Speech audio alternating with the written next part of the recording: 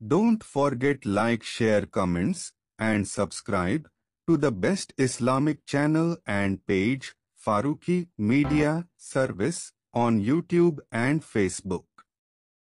Bismillahirrahmanirrahim. Alhamdulillahi Rabbil Alameen. Wassalatu wassalamu ala sayyidil mursaleen wa ala alihi al-tahirin wa ashabihi al-kamilin. Rabbi shrah li sadri wa yassir li amri wahlul 'uqdatan min lisani yafqahu qawli. Amma ba'd. محترم حضرات، سامعین کرام، حاضرین مسجد، معزز باوقار ماں اور بہنوں، اللہ تعالیٰ کا بڑا فضل اور کرم ہے کہ آج اس مسجد میں ایک طویل زمانے کے بعد درس قرآن مجید کا پہلا دور مکمل ہو رہا ہے ترتیب کے ساتھ۔ اللہ تبارک و تعالیٰ اپنی رحمت سے اس کو قبول فرمائے، اس میں جو تفسیرات اور کوتاہیاں ہوئی وہ اللہ ان کو معاف فرمائے۔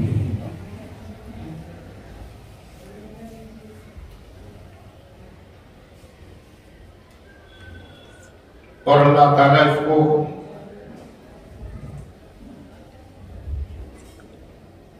ہماری نجات اور مغفرت کا ذریعہ بنائے۔ قرآن پاک کا درس، قرآن پاک کا سیکھنا اور سکھانا یہ بہت ہی بڑی اللہ کی نعمت ہے اور بہت بڑا کار خیر ہے۔ خود اللہ کے رسول جناب محمد رسول اللہ صلی اللہ علیہ وسلم نے ارشاد فرمایا، خیرکم من تعلم القرآن وعلمہ، تم میں کے بہترین لوگ وہ ہیں جو قرآن پاک کو سیکھتے ہیں یا سکھانے میں مشغول ہیں۔ اور قرآن پاک صرف لفظوں کا نام نہیں ہے، قرآن پاک لفظوں اور معنی دونوں کا نام ہے۔ لہذا مدارس دینیہ میں، دینی مکاتب میں جو حفاظ، قراء، معلمین قرآن پاک کو سکھا رہے ہیں اور جو بچے سیکھ رہے ہیں، یہ سب کے سب خیر کے کام میں لگے ہوئے اور دین کے کام میں مشغول ہیں۔ اسی طریقے سے وہ علماء جو دینی مدارس میں قرآن پاک کی تفسیر یا ایسے علوم جو قرآن پاک کو سمجھنے کے لیے ضروری ہے وہ پڑھا رہے ہیں، یا اللہ تعالیٰ کی توفیق سے مدارس میں قرآن پاک کا درس دے رہے ہیں، قرآن پاک کے معانی اور مطالب کو بیان کر رہے ہیں، یہ بھی خیر کا کام ہے۔ اللہ تبارک و تعالیٰ نے یہ خدمت کا جو موقع عطا فرمایا، یہ خالص اللہ کا فضل ہے، اللہ کا کرم ہے، یہ کوئی ذاتی کمال کسی کا نہیں، یہ فخر کا موقع نہیں، یہ شکر کا مقام ہے۔ اور شکر اللہ تعالیٰ کی نعمت ہے، یہ خود اللہ تعالیٰ کی توفیق سے ملتی ہے، اور شکر کے نتیجے میں نعمت نہ کی محفوظ رہتی ہے، باقی رہتی ہے، بلکہ اس میں اضافہ ہوتا ہے۔ قرآن پاک کا درس، اس کے معانی اور مطالب کو سیکھنا اور سکھانا، یہ اللہ تعالیٰ کو بھی یہ عمل بہت پسند ہے۔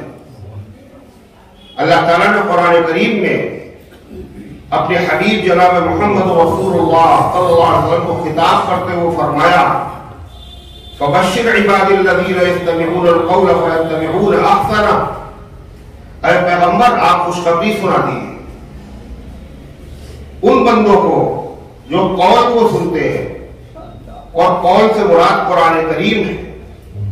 ہمارے جو بندے قرآن کریم سنتے ہیں ان کو خوشخبری سنا دیجیے، اس لیے کہ قرآن کریم کا صرف سننا یہ اللہ تعالیٰ کی رحمت کو متوجہ کرنے کا ذریعہ ہے۔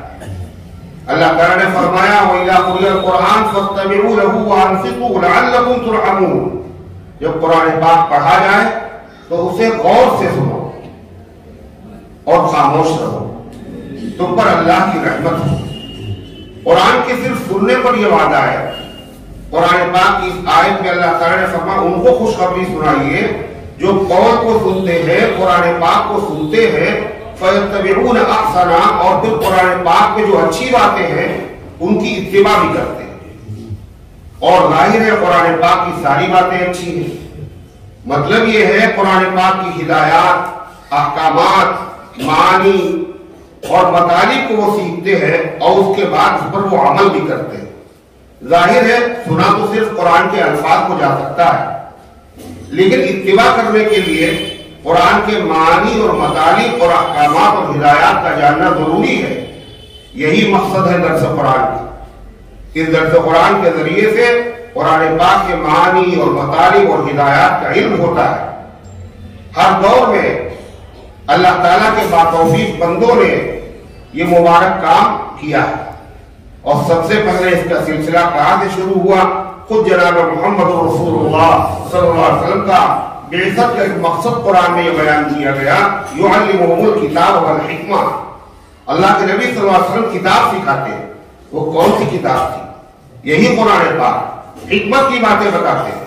صرف الفاظ نہیں سکھاتے تھے، اللہ کے نبی نے الفاظ بھی سکھائے اور معانی بھی سکھائے۔ حضرت عبداللہ بن مسعود رضی اللہ عنہ کا بیان ہے، ہم نبی کریم علیہ السلام سے 10 آیتیں سیکھتے تھے، اور جب تک ان کے معانی اور مطالب کو اچھی طریقے سے یاد نہیں کر لیتے تھے آگے نہیں بڑھتے تھے۔ حضرت امام اہل سنت رحمۃ اللہ علیہ نے فرمایا صحابہ کرام نے جو قرآن سکھایا ہے وہ یہ نہ سمجھے جیسے آج کے دور میں قرآن کے حافظ ہوتے ہیں صرف الفاظ کو یاد کر لیتے ہیں۔ صحابہ صرف الفاظ سکھائے ایسا نہیں ہو سکتا۔ نبی کریم صلی اللہ علیہ وسلم کے بعد آپ کے جانشینوں نے اس کا اہتمام کیا۔ سیدنا حضرت فاروق اعظم عمر بن خطاب رضی اللہ تعالیٰ کا دستور تھا، جو علاقے فتح ہوتے تھے ہر علاقے میں وہ درس قرآن کے حلقے قائم کرتے تھے، اور بڑے بڑے صحابہ کرام کو حضرت فاروق اعظم رضی اللہ تعالیٰ نے اس مبارک کام کے لیے مختلف شہروں میں بھیجا۔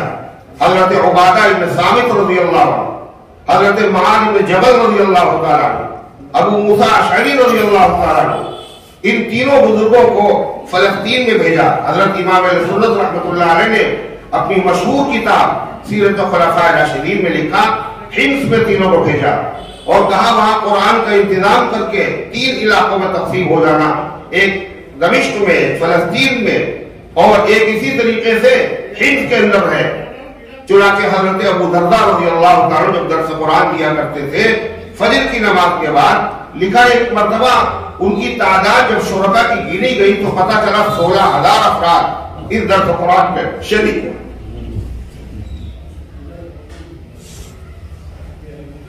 تو یہ نبی کا طریقہ ہے اور صحابہ کا طریقہ۔ ہندوستان میں اللہ تعالیٰ نے علی الشان خدمت حضرت شاہ ولی اللہ محدث دہلوی رحمۃ اللہ علیہ اور ان کے خانوادے سے بھی قرآن پاک کی تفسیر، ترجمے، درس قرآن انہوں نے دیا۔ پھر دارالعلوم دیوبند کے جو سب سے پہلے طالب علم ہیں حضرت شیخ الہند رحمۃ اللہ علیہ، جب وہ مالٹا کی جیل سے واپس آئے تو انہوں نے علماء کے مجمع میں عجیب بات کہی، فرمایا کہ میں نے اس زمانے میں صرف 2 سبق سیکھے۔ سارا مجمع گوش برآواز ہو گیا کہ اتنے لمبے عرصے میں حضرت نے کیا سیکھا۔ فرمایا کہ مسلمانوں کی ترقی اور دین کے تحفظ کے لیے 2 چیزیں ضروری ہیں، ایک مساجد میں درس قرآن کے حلقے ہو، قرآنی ہدایات کو عام کیا جائے، اللہ کے بندوں کو قرآنی تعلیمات سے اور آراستہ کیا جائے، ان کو آگاہ اور مطلع اور باخبر کیا جائے، اور دوسرے آپس کے اختلافات کو بالکل برداشت نہ کیا جائے، بڑی سے بڑی قربانی پیش کر دی جائے لیکن مسلمانوں میں اختلاف نہ پیدا ہونے پائے۔ یہ مبارک عمل لکھنؤ کی سرزمین پر سب سے پہلے حجت الاسلام امام اہل سنت حضرت مولانا عبدالشکور فاروقی رحمت اللہ علیہ نے شروع کیا، اور ان کے بعد زمانے کے بڑے بڑے علماء حضرت مولانا علی میاں صاحب رضوی رحمت اللہ علیہ، مولانا منظور نعمانی رحمت اللہ علیہ، اور اسی طریقے سے خود جانشین امام اہل سنت حضرت مولانا عبدالعلیم صاحب فاروقی دعوت برکاتہم نے اس مسجد میں درس قرآن کا سلسلہ شروع کیا، اور مدتوں تک یہاں کا شیخ شوکت علی میں درس قرآن دیا، اور دارالمبلغین وہ ادارہ امام اہل سنت کا ہے جس کی طرف سے شہر کی مختلف مساجد میں درس قرآن کے حلقے قائم الحمدللہ۔ اور یہ حضرت مولانا کی توجہ اور دعاؤں کی برکت ہے کہ کئی مسجدوں میں اللہ تعالیٰ کی مہربانی سے قرآن پاک کا درس کا دور مکمل ہو چکا۔ یہ چوتھا دور ہے جو اس مسجد میں، پہلا ہے مگر یہ چوتھا درس قرآن کا دور ہے جو اللہ تعالیٰ کی مہربانی سے مکمل ہو رہا ہے۔ اللہ تعالیٰ اس کو قبول فرمائے، اور اللہ تعالیٰ بقیہ زندگی مبارک عمل میں صرف کرنے کی اللہ تعالیٰ توفیق عطا فرمائے، اخلاص کے ساتھ گزر جائے اسی میں عمر ساری، میں آؤں جاؤں پھر جاؤں مدینے۔ میں نے حضرت والا سے درخواست کی، مصروفیت کے باوجود، مشغولیت کے باوجود حضرت تشریف لائے۔ اللہ تبارک و تعالیٰ حضرت والا کو سلامت رکھے، صحت کے ساتھ، عافیت کے ساتھ، اور آپ کے فیوض و برکات کو مزید عام اور تام فرمائے۔ حضرت آخر سورت کی تشریح اور وضاحت اور اس کے سلسلے میں ہدایات پیش کریں گے، اور جو مناسب اللہ تعالیٰ کی طرف سے ہوگا وہ بیان کریں گے، اور پھر دعا فرمائیں گے۔ اللہ تبارک و تعالیٰ ان گزارشات کو قبول فرمائے۔ Don't forget like, share, comments and subscribe to the best Islamic channel and page Farooqi Media Service on YouTube and Facebook.